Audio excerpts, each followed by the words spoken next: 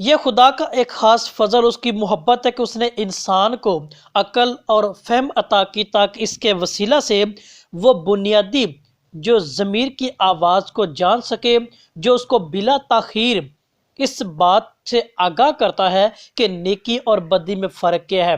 عام طور پر اس بات کو دیکھیں تو ہمارے جو دل کی دھڑکن ہے وہ اس بات کی ایک الارمنگ سچویشن ہے جو اس بات کو دیتی ہے۔ ہمارا آج کا موضوع وہ ضمیر فروشوں کی منڈی ہے۔ ہم اس پہ بات کریں گے اپنے حالات و واقعات، کیا آج کا ہمارا معاشرہ یا جس نقطۂ نظر سے ہم بات کرنا چاہ رہے ہیں کیا وہ درست ہے یا کہ نہیں ہے۔ تو اس اعتبار سے سب سے پہلے ہم جانے کہ لفظ جو ضمیر ہے یہ 4 حروف کا مجموعہ ہے، یعنی ضاد، میم، یہ اور رے ہے۔ یہ چاروں حروف کا مطالعہ کریں، ان کے پس منظر پر غور کریں تو ہمارے پاس اس کا جو مجموعی تاثر، مجموعی نقطۂ نظر یا ایک لب لباب آتا ہے وہ ضامن ظرافت، مجموعہ مٹی، یاد اور روح، یہ چاروں حروف مل کر ایک اہم سبق اور ایک فکر انگیزی وہ ہمارے سامنے لا کر رکھتے ہیں۔ یعنی یہ مسلسل یاد دلاتا ہے کہ اے انسان تو مجموعہ مٹی ہے، اس کو کبھی فراموش نہیں کرنا ہے۔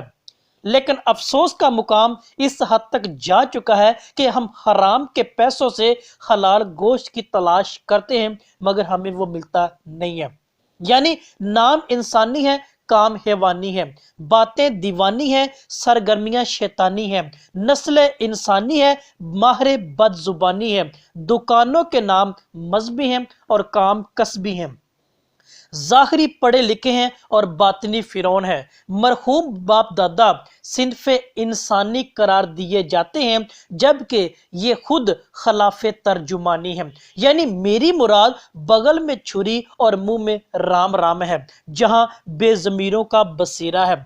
عزیز ناظرین گرامی، لفظ منڈی سے تو آپ بخوبی طور پہ واقف ہوں گے اور عام روزمرہ زندگی میں آپ اس کو جانتے بھی ہیں، اس سے وابستہ بھی ہیں، کیونکہ جہاں بولیوں سے خرید و فروخت کی جاتی ہے، یعنی دانہ منڈی کہہ سکتے ہیں، سبزی منڈی کہہ سکتے ہیں، فروٹ کی منڈی کہہ سکتے ہیں اور جانوروں کی منڈی کہہ سکتے ہیں، جہاں پہ خاص ریٹ طے کر کے چیز کی خرید و فروخت کی جاتی ہے۔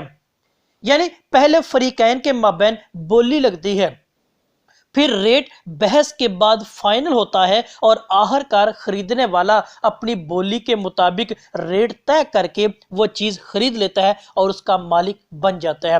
میرے موضوع کی منڈی سے مراد یہ والی منڈیاں نہیں ہیں، نہ اس میں دانہ منڈی ہے، نہ سبزی منڈی ہے، نہ فروٹ منڈی ہے اور نہ ہی جانوروں کی منڈی ہے۔ میری مراد ہماری آج کی عدالتیں ہیں۔ آپ خود اس بات کو دیکھ رہے ہیں، اگرچہ آپ اس بات کو دیکھ کے چونک گئے ہیں، آپ کے ضمیر نے آپ کو ملامت کرنا شاید شروع کیا ہوگا، لیکن میری مراد ہماری عدالتیں ہیں جو کہ ایک منڈی کی جو شکل اختیار کر چکے ہیں۔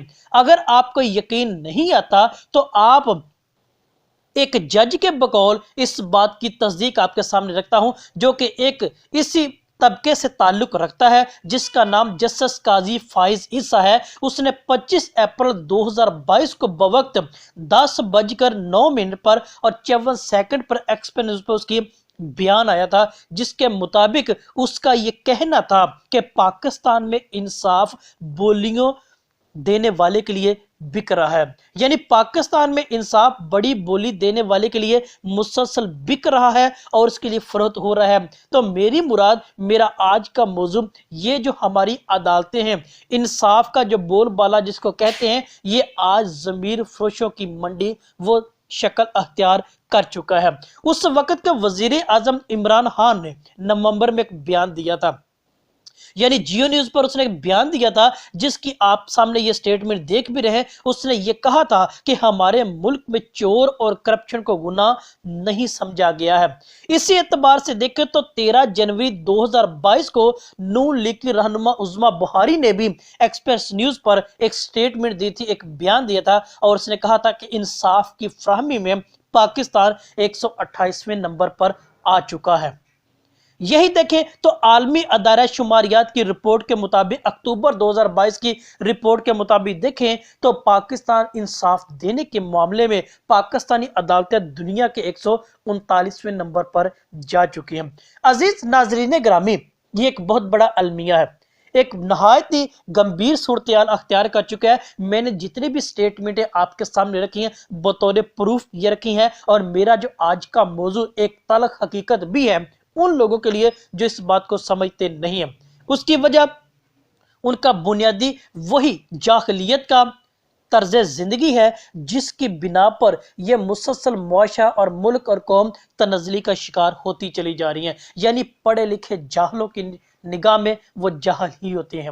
یہاں پر پڑھے لکھے زیادہ تو موجود ہے، لیکن زیادہ تر جاہلیت کا لبادہ اوڑھے ہوئے اس ملک کو، اس قوم کو، اور حتیٰ کہ انصاف کے نام کو بھی داغ لگانے میں، دغا دینے میں ماہر، اور دن بدن ان میں اضافہ ہوتا چلا جا رہا ہے۔ عزیز ناظرین گرامی، اس بات کو ضرور سوچیے گا، اپنی قیمتی رائے سے آگاہ ضرور کیجیے گا۔ آپ سب کا بہت شکریہ۔